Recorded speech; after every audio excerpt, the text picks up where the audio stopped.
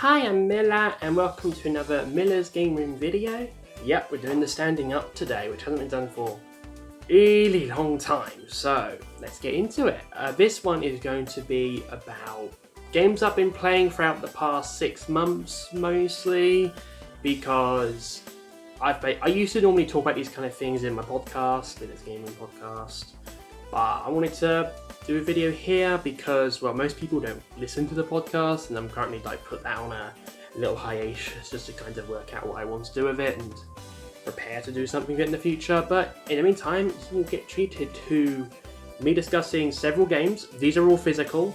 I'll do a separate one for digital later down the line, because when it comes to digital games, I mostly stick to Steam visual novels and fan translations, which obviously are all digital only, mostly, but which is quite ironic because only one of these is a fan translation, so let's get straight into it. I've got games across the DS, 3DS and the Switch. Also, little things, some of these I would have talked about on the podcast before, so I might repeat myself a bit. First one is actually not going to be a Japanese game, but it is one of the most anticipated games of this year, and that's SpongeBob SquarePants The Cosmic Shake. So this is a platformer game that was developed by Purple Lamp Studios and published by THQ Nordic, and it's basically the sequel to Battle for Bikini Bottom after literally 20 years ago.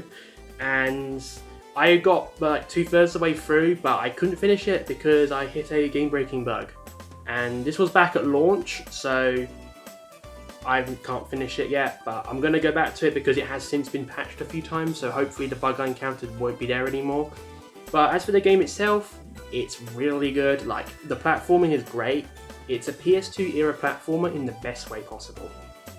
And all the various wish worlds are basically these unique variants of Bikini Bottom era worlds in alternate dimensions, alternate time periods. It's really cool. It keeps the formula really fresh. I really like it. I really am glad to see SpongeBob games are back in the limelight and are actually good as well. This one is, well, fantastic. I definitely recommend it, even though I've not finished it, but from what I've heard from other people who've played it, it's really good. So apparently they're working on a third SpongeBob game, but I'm gonna put in on that, and I'm kind of hoping to get from that of this SpongeBob Cosmic franchise next. Third game, there's rumours that it might involve the Flying Dutchman, and also movie rumours, which I'm not going into here, but I'd like to see a Nicktoons crossover game get remastered or remade or made another one, because if anyone remembers the Nicktoons Unite series, that was quite an old PlayStation era level series, so hasn't come back for a long time except kart races, shovelware, so yeah, definitely check this one out, it's great. Next one I'm going to touch on is Norn9 Var Commons. This is the re-release of the visual novel that was released previously on the PlayStation Vita.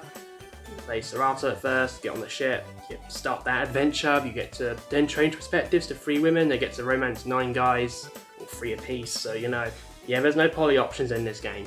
But with this particular game, I did a long 30-minute retrospective video on it, so I'm not going to talk much more about it here. I just encourage you to please go watch that. At the time of recording this video, it hasn't done particularly well, and that's a shame because I put a lot of work into it, so please go watch it, I will shill it. This particular version of the game comes with some art cards that were exclusive to the Axis EU store, so they're lovely cards and a lovely reverse cover too. I can't wait for Last Era. Next up is a physical game that I got just recently, and that's Cuphead. This is part of the deluxe edition, which I also unboxed. Go watch that video please if you want to see it. It's a lovely little set. The game itself is basically a hybrid with run and gun and shmup and also boss blitzes. It's kind of this really unique hybrid that then plays in 1920s era cartoons, which if you ever watched the Walt Disney classics from the 1920s, so think Steamboat Willie, if you've heard of that, it's an iconic cartoon. In many ways it's reminiscent of that, and a lot of people already talked about a lot of things that make this game great, but I'm enjoying it, but it's fucking hard. It's you go in, the bosses, you can make it a bit easier, but it's kind of tiring to play because it is quite hard. It is good to play a game like this every now and then. I play a lot of RPGs and VNs that don't require too much in the way of actual gaming, so being able to dig into a game like this every now and then is really good. And this particular game, I recommend getting it, especially if you can find it physical. Japanese LE is the way to go, but if you want the standard Western release, you can get that in basically any store. This particular copy of the game, does have English text as per the unboxing, and also if you're in Japan and you see it for a good price, pick it up. Or just get the game digital, wherever it's fucking great, wherever I get it. And finally, I'm going to touch on a older Switch release, which I did pick up and play through. It was really cool. I overall really enjoyed it, and that is Ys 9 Monstrum Nox. So this is the most recent localized game in the series. We're due to get Ys 10 later this year in Japan. It's not out yet at the time of this video, and that's basically shaking the formula up. And Ys 9, in many ways, is the like a mountain, like, oh, what's it called? The like magnum opus of the Formula Falcon was starting in like Ys 8 and Zalseta. And in many ways it's really good. It's very different to any other game in the series. You're in this prison city and you've got to basically find a way to lift a curse that plagues you and the other monstrums. Of course you play as adult. What basically the best way to sum it up is take Ys 8 but sacrifice breadth for depth. So instead of going around this vast island of Siren, you're in this small prison town. You can go up walls, like zip line up things. It's really cool, and the gifts make it really unique. I still think Ys 8 is better because, I'm gonna be frank, I prefer the setting. This game doesn't run as well as Ys 8 because this game really did push the consoles to its limits. PS4, Switch. There is a native PS5 version that's going to be out very soon, if not already, coming west as well, as in native, so might want to get that if you're really concerned about power and performance. But yeah, this game is fantastic. Can't wait for Ys 10. Can't wait to play more Ys games because I've still not played the whole series yet, but you know. Now onto the 3DS. I have 3 3DS games. Like, one of them's a fan translation, 2 of them are RPGs, and one of them is, well, a Japanese exclusive game. So this first one is one I've played like halfway through of, but I've kind of put it down a bit because after playing a certain game for like 20 hours it can get quite tiring. But this game is really cool, and it's Shin Megami Tensei Strange Journey Redux. So this is, well, this is the 3DS remake of the kind of de facto, like, it's weird because this game is treated like a mainline entry in the Mega 10 series, but it's not SMT4. Like, SMT4 is a different game entirely. But this game is basically, has a fantastic premise. You are part of these UN special forces that have to go to Antarctica to investigate this place called the Schwarzwald, this massive void over the South Pole. I just find the concept of having like people coming from across the world together on this important mission, coming together for the sake of humanity, really interesting. I love the premise so much. Schwarzwald is such a weird place, and like, there's a name and the reason. Like, there's just strange places in it. Demons are cool. I like the whole like the handheld pod thing where you can kind of add gifts and things to lower, like, tweak things and make your game easier and harder as well, which I like as well. It is quite long and it is a bit grindy at times, but if you set the settings with that gift tool thing, you don't have to grind as much, which is really cool. And also, a couple of things, I thought this would be like an Etchonauty game in terms of the map design, because I've seen screenshots of the original Strange Journey, and it had the same map system that is used in the DS Etchonauty games, so think like Etchonauty 1, 2 and 3 on the DS, and the upcoming remasters to a lesser extent. But no, it's like, you don't draw the map at all in this, and that was kind of a bit of a surprise, but I adjusted. Also, there's no 3D, so you're shit out of luck if you want 3D, which, let's be frank, if you're playing 3DS games in 2018, you're either like me and love the 3D and are disappointed, or you're like, meh, it's the 3D, I don't care. But yeah, this game is also really fucking expensive now, so if you want this, HShop is your friend. Now on to another game, which is kind of my take on playing a recent release in the West, and that is Theatrhythm Dragon Quest. So for those who don't know, Theatrhythm Final Barline came out, which is basically Square Enix's like conclusion to the Theatrhythm series. They got games, like tracks in various games, mostly Final Fantasy, but they decided to just chuck everything in from like Xeno, Gears, Chrono Cross, just a whole bunch of other things. Not Kingdom Hearts and not Dragon Quest. Kingdom Hearts got its own game. I've not played it, but the gameplay wasn't too interesting from what I played from the demo, so I didn't bother with the full release. So technically I did play it, but semantics.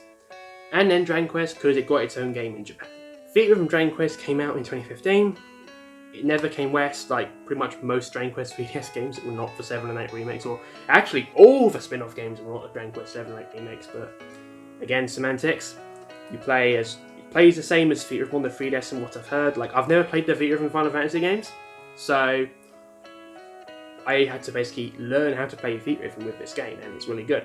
The music is from the Dragon Quests 1 to 10. Bear in mind this was before 11 released, so it has an older track list, and also no spin-off games. So if you're expecting things like the Slimeria theme from Rocket Slime on the DS, it's not here. But this game is really cool. You have this mission mode, you can go around and complete missions and level up your characters, and you've got orchestrated versions of the Dragon Quest tracks from across the series, from 1 to 10. And then of course you've got boss battles with basically every final boss in Dragon Quest is in this game. And you've just got these field themes. It's so cool and it's really fun. Like, as a Dragon Quest fan who's played the majority of the games, I can recognise the locations they've recreated in the game, and I really love it. So I recommend this. It's quite cheap physically, so you can get this physically, and remember you can hack your 3DS to play games from out of region physically or download them from HShop. But this is a fun game and I do recommend it. Other thing, I think it might have a fan patch, so you don't need Japanese to play it, but if a fan patch is out there, it's an option if it makes the game better if you play it. I'd like to see this get an official enhanced port someday. Maybe a feature from Dragon Quest Curtain Call after Dragon Quest 12 is out that just mixes everything in from 11 and 12 and the spin-off games. Just stuff it in there, make it a true definitive release, because I honestly doubt that they're going to add it as DLC for Final Bar Line. And I also think that because the composer behind the Dragon Quest series has died now, he's no longer alive, but the licensing issues that likely stopped this coming west back in 2015 are more likely to be, well, overcome now. So I would say get over the barrier, but that's just like the wrong franchise. So I mentioned I had a fan translation, and I'm going to talk about the game with the fan translation, and this game has the fan translation, Dragon Quest Monsters Terry's Wonderland 3D. Now, this is a game that when I started, I could probably make a long video on it myself, because I have such a long, complex history with the Monster series in terms of yeah, I played as a kid and I didn't really like it. So I didn't I said I'd try the series again if it came to the 3DS. And guess how many Dragon Quest 3DS games we got in the West? Intended was fuck all. And this one was one of the ones that slipped through the cracks, but it's also noteworthy as one of the first 3DS games to ever get a full fan translation. And I've only finally just got around to it. And in this game, you play as Terry. He's one of the characters that appear in Dragon Quest 6, who basically has to go and rescue his sister Milla after she's abducted by monsters. And you get sent to this kingdom of the Great Tree, and you have to go and train up your monsters in these mysterious gates to then proceed up the ranks and become the true scout who can cope and win the tournament. And if you win the tournament, you get a wish, and obviously the goal is to basically win the tournament and wish for his sister back. So, really cute concept, but this game is about the monster collecting, and bear in mind, I never actually played a Pokemon game before, so when I played this, I was, very happy. At first, it was I'm glad I got to play a Dragon Quest game. I kind of struggled to click with it at first because it was monster catching, but eventually just oh, this is actually a lot of fun. And go around and collect monsters, go through these dungeons and gates, and I have managed to get the metal slimes and liquid metal slimes caught before. It's a lot of fun. I'm assuming it's quite similar to Pokemon in terms of the gameplay. I think the original Dragon Quest Monsters game came out around the same time as Pokemon back in the day on the Game Boy Color, because yes, this is a remake of a Game Boy Color game, which did actually come to the West, which is really weird, but Square Enix, you never failed to disappoint with your inconsistent decisions. But yeah, this game is great. It's going to be a long one, I think. I'm about 25 hours in and I'm still got to pass rank B, and I'm going to keep chipping away at this when I can because it is fun, and with fan translations it's all in English, so you can play it. I do like how the fan translators try to incorporate some of the series' humour and quirks into their translation. Alongside the terminology being consistent, there's this recurring you just kind of see how they've tried in the text, especially when you talk to the monsters and the bosses at the end of each gate, and when you're in the town, it's really good.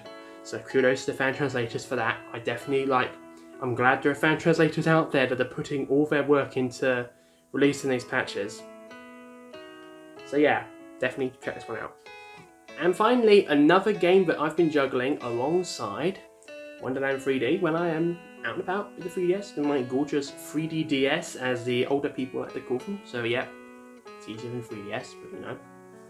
This particular title is a classic which I've not talked about. I've been chipping away at it when I can, and it's Chrono Trigger for the Nintendo DS. So I'm assuming people watching this know what this is, or at least have heard of it, but you know, the basic way I can sum it up for those who don't know is this is basically an RPG made by Square Enix before they became Square Enix. So they were two separate companies, and in the 1990s they collaborated together to make this game.